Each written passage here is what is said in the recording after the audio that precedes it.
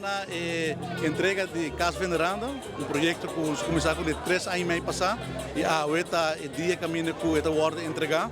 E nós estamos aqui com a família de dono de edifício, departamento de assunto econômico, contratista, este monumento, fomos turrendo para lograr isso aqui. Então, é um momento muito bonito, um momento histórico, que nós convertimos em edifício de mais bonito, de mais icônico, de centro de cidade, que está abandonado, agora que é um joia de projeto.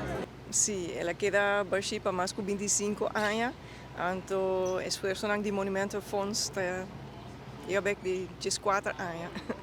Sim, de 4 anos passados nós começamos a pensar como nós poderíamos, como nós pagar fundo, como nós pagar huurdo. E tá de anos 30. Então, para mim é sei, Roman Arends, meneer Eloy, Dr. Eloy Arends, atrás stadhuis, local que nós chamamos stadhuis hoje em dia. Então, depois, su Roman, Mati Arends, atrás em casa aqui.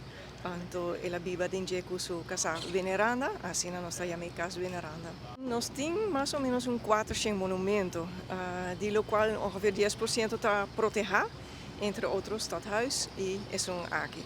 Dus 40 monumentos está protegido e basta de não tá worden restaurado ou está em processo de worden restaurado.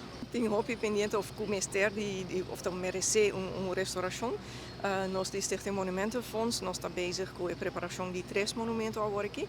É de Casa de Brod na Main Street, é de John G. Eman Bank, ex-Aruba Bank na Main Street e tanque de oude de Kibaima.